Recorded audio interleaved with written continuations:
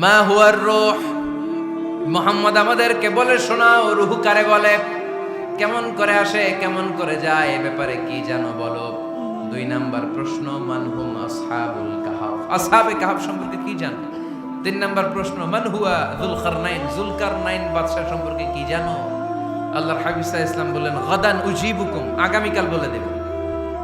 কি বললেন? সবাই বলেন উত্তরে কি বললেন? আগামীকাল বলে দেব।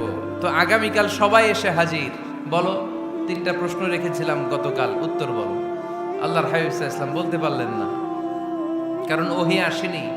তিনি ছিলেন ওহী নির্ভর, ডিপেন্ডেন্ট অন ওয়াহি, dependent on revelation, guided by the ওয়াহি।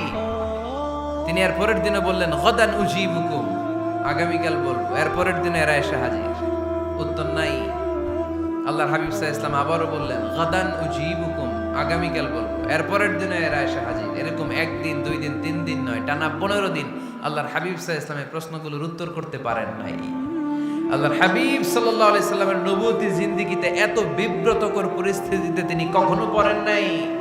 ইহুদিরা প্রতিদিন এসে হট্টগোল করে আর মক্কায় রটনা ছড়ায়, দেখো এই লোকটা যদি সত্যি নবী হতো তাহলে তো উত্তর করতে পারতো, ঠিক কি না? যেহেতু উত্তর করতে পারে না, আসলে সে আসল নবী নয়, সে ভণ্ড নবী, মিথ্যা নবী। পড়েন না আউযুবিল্লাহ। 15 দিন পর আল্লাহ আয়াত নাযিল করলেন, ওয়ালা তাকুলান্না লিশাইইন ইন্নী ফাইলুন যালিকা গাদা ইল্লা আইয়াশা আল্লাহ। ও নবী, ভবিষ্যতের ব্যাপারে সামনে থেকে যখন আপনি ওয়াদা দিবেন, ওয়াদা দেওয়ার সময় ইনশাআল্লাহ শব্দটা মিলিয়ে দিবেন। সুবহানাল্লাহ পড়েন। আল্লাহর হাবিব সাল্লাল্লাহু আলাইহি সাল্লামকে শিখানোর মধ্য দিয়ে গোটা উম্মাহকে আল্লাহ শিখাই দিলেন যে ভবিষ্যতের কমিটমেন্ট যখন দিব, প্রমিস যখন দিব, প্রমিস দেওয়ার সময় কি বলবো? কি বলবো? আল্লাহর হাবিব সাল্লাল্লাহু আলাইহি সাল্লাম ইনশাআল্লাহ বলতে ভুলে গিয়েছিলেন। এজন্য 15 দিন, টানা 15 দিন ওহী আসে নাই। আল্লাহর হাবিব সাল্লাল্লাহু আলাইহি সাল্লাম একবার মসজিদে নববীতে ঢুকলেন। ঢুকেই দেখলেন সাহাবারা কথা বলছে। এক সাহাবী বললেন, আমার কাছে তো সবচেয়ে অবাক লাগে যে আল্লাহ তাআলা সর্বপ্রথম যে মানুষকে বানালেন ওনার নাম কি? সবাই পড়েন। তুমি মাটির আদমকে প্রথম সৃষ্টি করিয়া ঘোষণা করিয়া দিলে শ্রেষ্ঠ বলিয়া, তাই তো নূরের ফেরেশতা করে আদমকে সেজদা, ঠিক কি না?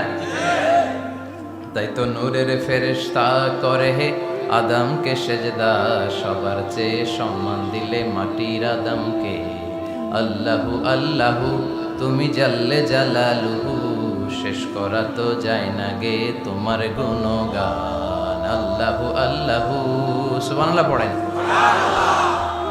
সাহাবী বললেন যে আমার কাছে সবচেয়ে অবাক লাগে যে আল্লাহ তাআলা প্রথম মানুষ হিসেবে আদম আলাইহিস সালামকে বানালেন আর ওনাকে উপাধি দিলেন সফিউল্লাহ। আদম আলাইহিস সালামের উপাধি, উত্তর দিতে হবে আওয়াজ করে। আদম আলাইহিস সালামের উপাধি কি ছিল? আল্লাহর হাবিব সাল্লাল্লাহু আলাইহি ওয়াসাল্লাম দূরে দাঁড়িয়ে শুনছেন সাহাবাদের কনভারসেশন। আরেক সাহাবা বললেন, আরে আমার কাছে তো এর চেয়েও বেশি অবাক লাগে যে তিনি মূসা আলাইহিস সালামকে বানিয়েছেন নাজিউল্লাহ। নাজিউল্লাহ, যে আল্লাহর সাথে না যা ইউনাজি, মুনাজাত করে, গোপনে কথা বলে, কালিমুল্লাহ। এটা অবাক লাগে যে আল্লাহ তাআলা কোনো মিডিয়া ছাড়া, ভায়া ছাড়া, মাধ্যম ছাড়া পৃথিবীর একটা মানুষের সাথে সরাসরি কথা বলবেন। আমার কাছে তো উনার মর্যাদাটা সবচেয়ে বড় মর্যাদা মনে হয়, উনি নাজিউল্লাহ। আরেক সাহাবা বললেন, আমার কাছে তো এর চেয়েও বেশি অবাক লাগে সাইয়েদনা ইব্রাহিম আলাইহিস সালামের ব্যাপারটা, কারণ ওনাকে আল্লাহ তাআলা বানিয়েছেন খলিলুল্লাহ। তাহলে একজনকে পাওয়া গেল সফিউল্লাহ, আরেক নবীকে পাওয়া গেল কালিমুল্লাহ বা নাজিউল্লাহ, আরেক নবীকে পাওয়া গেল খলিলুল্লাহ। এই কনভারসেশন যখন আল্লাহর হাবিব সাল্লাল্লাহু আলাইহি ওয়াসাল্লাম শুনলেন, আল্লাহর হাবিব সাল্লাল্লাহু আলাইহি ওয়াসাল্লাম মসজিদে নববীতে প্রবেশ করে সাহাবাদেরকে বললেন, তোমরা যা বলেছো আমি সব শুনেছি, তোমরা যা বলেছো সব সত্যই বলেছো, ঠিকই বলেছো। আল্লাহ তাআলা একজনকে বানিয়েছেন সফিউল্লাহ, একজনকে বানিয়েছেন খলিলুল্লাহ, একজনকে বানিয়েছেন কালিমুল্লাহ। তবে জেনে রেখো আমি হচ্ছি হাবিবুল্লাহ, আমি হাবিবুল্লাহ। The higher status, the highest peak of the status, সবচেয়ে উঁচু স্ট্যাটাস হচ্ছে আমার। খলিলুল্লাহ মানে আল্লাহর বন্ধু, হাবিবুল্লাহ মানে হচ্ছে আল্লাহর বন্ধু, কিন্তু খলিলুল্লাহ এমন বন্ধু যেই বন্ধু আল্লাহকে খুশি করার জন্য কাজ করে। আর হাবিবুল্লাহ হচ্ছে আল্লাহর এমন বন্ধু যেই বন্ধুকে খুশি রাখার জন্য আল্লাহ নিজেই কাজ করে। আল্লাহর হাবিব সাল্লাল্লাহু আলাইহি ওয়াসাল্লাম ছিলেন হাবিবুল্লাহ। চিল্লায় বলেন তিনি কি ছিলেন? হাবিবুল্লাহ। এত মর্যাদা, এত সম্মান, এত স্ট্যাটাস গোটা বিশ্বের দ্বিতীয় কারো আছে? আল্লাহর হাবিব সাল্লাল্লাহু আলাইহি ওয়াসাল্লামের নুরানি চেহারার মতো চেহারা পৃথিবীর অন্য কারো আছে? কোনো দিক দিয়ে আল্লাহর হাবিবের সাথে কোনো মানুষের কোনো ধরনের কম্প্যারিজন, তুলনা চলতে পারে না। Whether it's the fitness, whether it's the skin colour, whether it's the sound, whether it's the status, is out of any kind of comparison. তিনি সব ধরনের তুলনার ঊর্ধ্বে। As a father, as a teacher, as a commander, as a lawgiver, as a lawmaker, as a reformer of the society, Muhammad is the superman of the world. সুবহানাল্লাহ পড়তে পারলেন না? স্বামী হিসেবে, বাবা হিসেবে, নেতা হিসেবে, সমাজ সংস্কারক হিসেবে, নবী হিসেবে আল্লাহ রাসূল সাল্লাল্লাহু আলাইহি ওয়াসাল্লাম হচ্ছেন এই পৃথিবীর একজন সুপারম্যান। আল্লাহু আকবার। যার উপর একবার দুরূদ পড়লে 10টি রহমত নাজিল করে কে? 10টি গুনাহ মাফ করে কে? যিনি দুরূদ পড়ল তার স্ট্যাটাসকে 10 গুণ বাড়িয়ে দেয় কে? ওই হাবিব সাল্লাল্লাহু আলাইহি ওয়াসাল্লামের উম্মত হতে পেরে আমরা খুশি না বেজা? আমরা আল্লাহর রাসূল সাল্লাল্লাহু আলাইহি ওয়াসাল্লামকে আজকে জানার চেষ্টা করব কোরআনের আলোকে, ইনশাআল্লাহ। পড়েন। আল্লাহর হাবিব সাল্লাল্লাহু আলাইহি ওয়াসাল্লাম এতটাই মর্যাদার অধিকারী, ওনার স্ট্যাটাস এত হাই, উনি যদি ওনার মুখ দিয়ে কখনো বলেছেন ইয়েস, ওটা শরীয়তেও ইয়েস। উনি যদি মুখ ফসকে কখনো বলেছেন নো, মানে না, এটা শরীয়তেও না। তার মানে উনি হ্যাঁ বললে এটা হালাল হয়ে যায়, উনি না বললে এটা হারাম হয়ে যায়। উনি আঙ্গুল তুললে চাঁদ ভেঙে 2 ভাগ হয়ে যায়। উনি জমিন থেকে পা উপরে উঠালে আল্লাহর আরশের দিকে মেরাজে চলে যায়। উনি এমন নবী, উনারে বাদ দিলে ইসলাম থাকে না, থাকে? উনি এমন রাসূল, উনারে বাদ দিলে কোরআন বোঝা যায় না, কারণ কোরআন ওনার উপর নাজিল করেছে কে? উনি এমন হাবিব যাকে বাদ দিলে হাদিস বোঝা যায় না, কারণ এই হাদিস হচ্ছে এই প্রিয় নবীর মুখনিসৃত বাণী, ঠিক কি না? উনি এমন রাসূল যাকে বাদ দিলে সালাত বোঝা যায় না, কারণ সালাত কেমন করে পড়তে হয়, আদায় করতে হয় বিশ্বনবী হাতে কলমে শিক্ষা দিয়েছেন, ঠিক কি না? এক সাহাবী সালাত পড়ছিলেন, সালাত পড়ে আল্লাহর হাবিব সাল্লাল্লাহু আলাইহি ওয়াসাল্লামের কাছে আসলেন। আল্লাহ রাসূল বললেন, সাল্লি ফা ইন্নাকা লাম তুসাল্লি, রিপিট ইউর সালাহ because you didn't offer your সালাহ ইন এ কারেক্ট ওয়ে। আবার নামাজ পড়া হয় নাই। সাহাবী যে আবার পড়লেন, আবার আসলেন, আল্লাহর হাবিব বললেন আবার পড়ো, হয় নাই। সাহাবী পরে আসলেন, আল্লাহর হাবিব বললেন সাল্লি ফা ইন্নাকা লাম তুসাল্লি, আবার নামাজ পড়া হয় নাই। এবার সাহাবী এসে কেঁদে দিলেন, এসে বললেন ইয়া রাসূলুল্লাহ, এর চেয়ে ভালো তো আমি পড়তে পারি না। আল্লাহর হাবিব জড়িয়ে ধরলেন আর বললেন আসো শিখিয়ে দেই কেমন করে সালাত পড়বে। সালাতে কোনো তাড়াহুড়ো করবে না। রুকুতে যখন যাবে তোমার পিঠটা হবে স্ট্রেইট ফরওয়ার্ড, স্ট্রেইট ফরওয়ার্ড। রুকু থেকে সোজা হয়ে দাঁড়াবে, 2 সেজদার মাঝখানে সোজা হয়ে বসবে। সেজদায় যখন যাবে রিল্যাক্স করবে। সালাতে কি করতে হয়? রিল্যাক্স। আমার সাথে সাথে সবাই আওয়াজ করে পড়েন, রিল্যাক্স। সালাতে রিল্যাক্স করবেন আপনি, তাড়াহুড়ো করতে পারবেন না।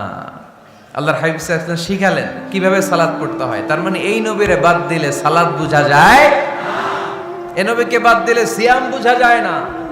সিয়াম কেমন করে পালন করতে হয় এই নবী শিখিয়েছেন। এই নবীকে বাদ দিলে হজ বোঝা যায় না, কারণ এই হাবিব বলেছেন খুযু আন্নী মানাসিকাকুম, কেমন করে হজ করতে হয় আমার কাছ থেকে শিখে নাও। এ নবী এমন নবী, এ নবীরে বাদ দিলে জান্নাতে যাওয়া যায় না, ঠিক কি না? এজন্য এই হাবিবরে বাদ দেয়া যাবে? আল্লাহর হাবিবের চাইতে শ্রেষ্ঠ কাউরে পাওয়া যাবে? আমার নবীর চাইতে বিশ্বস্ত কেউ আছে? সে কোন বন্ধু বলো বেশি বিশ্বস্ত, সে কোন বন্ধু বলো বড় বিশ্বস্ত, কার কাছে মন খুলে দেয়া যায়, কার কাছে প্রাণ খুলে দেয়া যায়,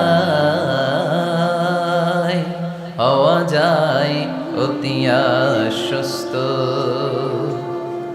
তার নাম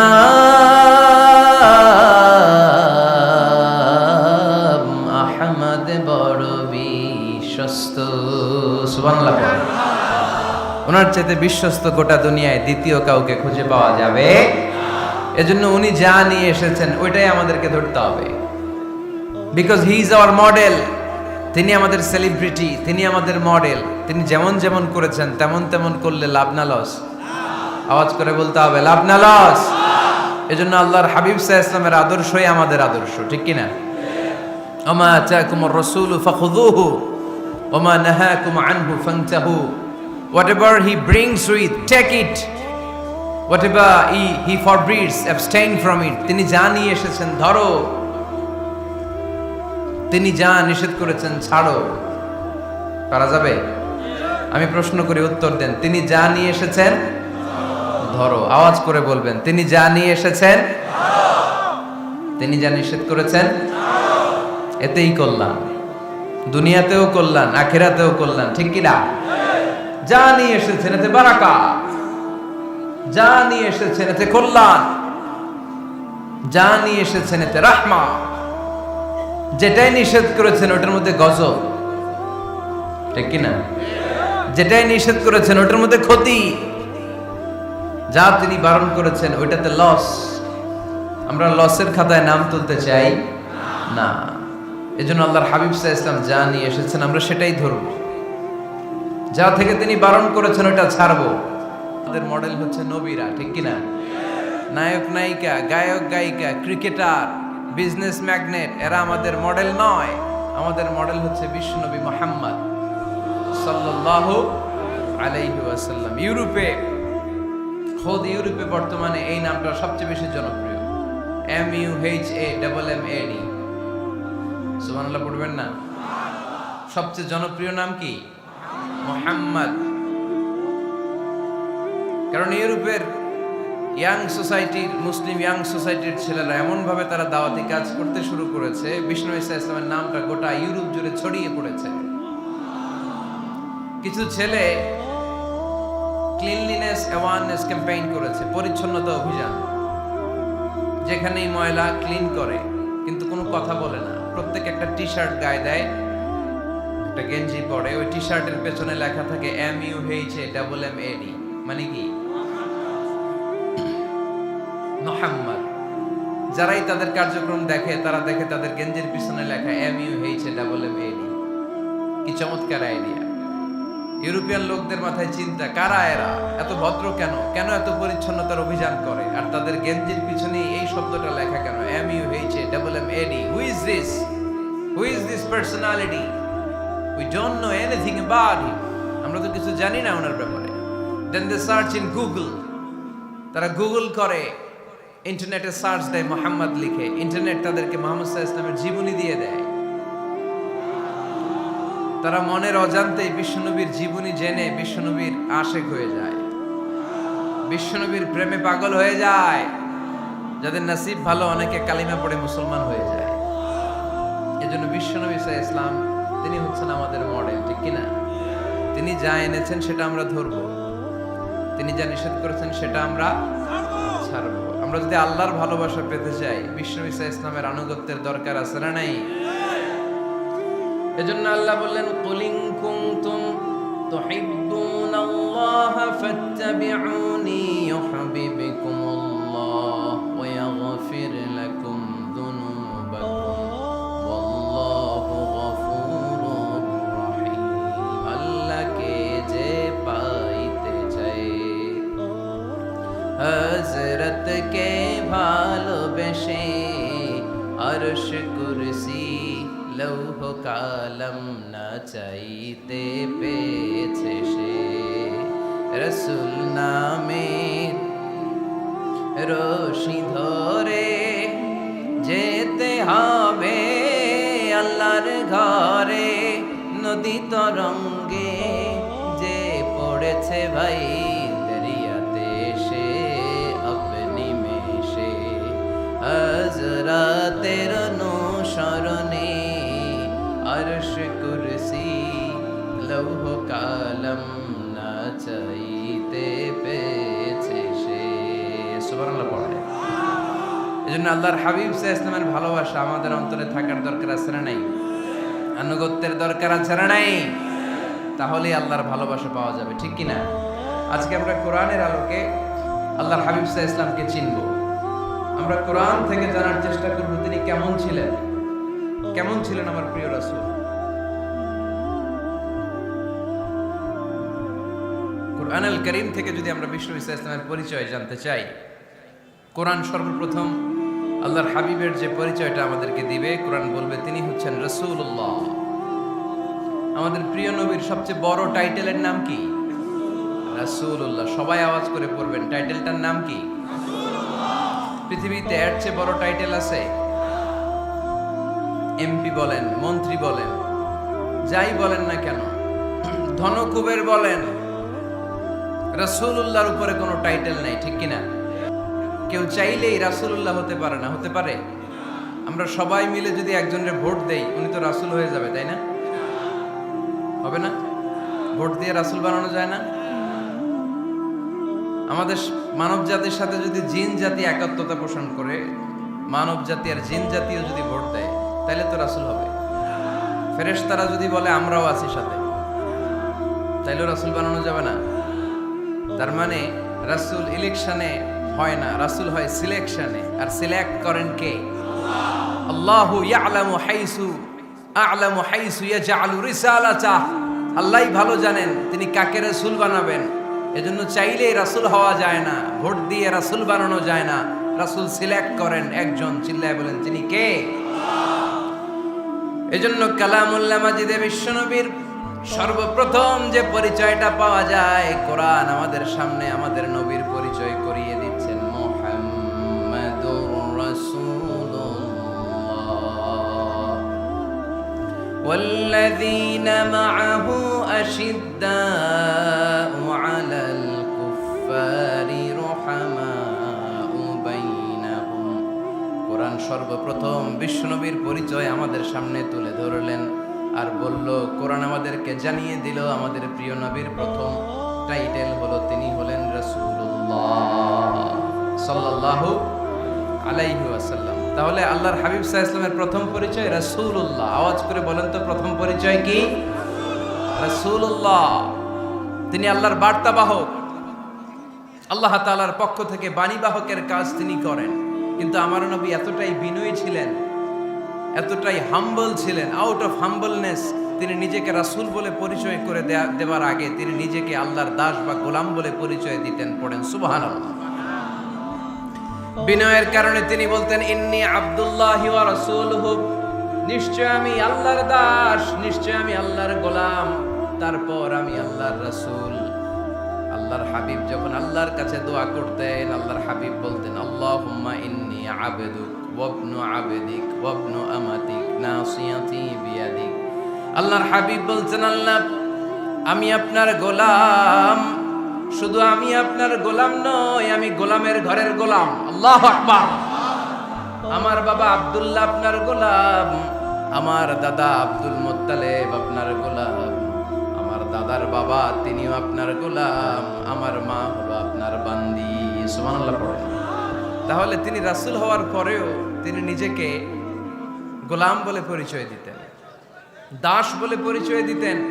আমরাও যখন সালাতে তাশাহুদে পড়ি, আশহাদু আল্লা ইলাহা ইল্লাল্লাহ ওয়া আশহাদু আন্না মুহাম্মাদান আবদুহু ওয়া রাসূলুহু, তিনি আল্লাহর আবদ, তিনি আল্লাহর দাস, তারপরে তিনি আল্লাহর রাসূল। বিনয়ের কারণে আল্লাহর হাবিব সাল্লাল্লাহু আলাইহি ওয়াসাল্লাম পরে রাসূল হিসেবে পরিচয়টা পেশ করতেন। আগে বলতেন আমি আল্লাহর গোলাম, আমি আল্লাহর।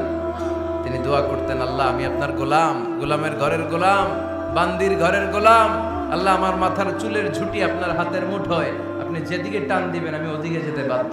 আপনি ডানে টানলে আমি ডানে যাই, আপনি বায়ে টানলে আমি বায়ে যাই, যেখানে নেবেন আমি ওখানেই যেতে বাধ্য, ঠিক কিনা? আউট অফ হাম্বলনেস, বিনয়ের কারণে। কি বিনয়ী ছিলেন বিষ্ণু ঈসা ইসলাম। তিনি আল্লাহর রাসূল, তারপরেও তিনি পরিচয় দিতেন, আল্লাহ আমি আপনার গোলাম। আওয়াজ করে পড়েন সুবহানাল্লাহ। তাহলে প্রথম যে পরিচয় কোরআন আমাদেরকে দিল সেটা হচ্ছে আমাদের প্রিয় নবী ছিলেন রাসূলুল্লাহ। আওয়াজ করে বলেন পরিচয়টা কি? এর চেয়ে বড় পরিচয় হতে পারে? হতে পারে? দ্বিতীয় পর্যায়ে কোরআন আমাদেরকে জানাচ্ছে যে তিনি শুধু রাসূলুল্লাহই নয়, তিনি শুধু আল্লাহর রাসূলই নন, তিনি হচ্ছেন শেষ রাসূল, তিনি হচ্ছেন শেষ নবী, তিনি খাতামুন নবিয়্যিন। ওনার পরে আর কোন নবী আসবে? চিল্লায় বলেন। এই হায়দারগঞ্জের একজন যদি ঘোষণা দেয় আমি নবী, কি করবেন? ওই একজনকে মায়ের কারে কয়, হ্যাঁ কি করবেন আপনারা? কি করবা? মায়ের আইজো মায়ের কাইলো মায়ের, মায়ের উপরে ওষুধ নাই, ঠিক কিনা? আল্লাহর হাবিব সাল্লাল্লাহু আলাইহি ওয়াসাল্লাম তিনি ছিলেন শেষ রাসূল। সাইয়েদনা আদম আলাইহিস সালাম থেকে শুরু করে ঈসা আলাইহিস সালাম পর্যন্ত এই যে নবী আসার যে চেইন, এই ধারাবাহিকতা, বিশ্ব নবীকে এই দুনিয়াতে পাঠিয়ে ওই চেইনকে আল্লাহ পরিপূর্ণ করে দিলেন। চিল্লায় পড়েন আল্লাহু আকবার। এজন্য কোরআন আমাদেরকে বলে মা কানা মুহাম্মাদুন আবা আহাদিম মির রিজালিকুম ওয়ালাকিন রাসূলুল্লাহি ওয়া খাতামান নাবিয়্যিন। মুহাম্মদ তোমাদের কোন ছেলেদের পিতা নয়, পুরুষের পিতা নন, তিনি হলেন আল্লাহর রাসূল, তিনি হলেন শেষ নবী, তারপরে কোন নবী হবে না, ঠিক কি না? এজন্য আল্লাহর হাবিব বলতেন লা নবিয়্যা বা'দি, আমার পরে কোনো নবী নাই, ওয়ালা রাসূলা, আমার পরে কোনো রাসূল নাই, তবে লাউ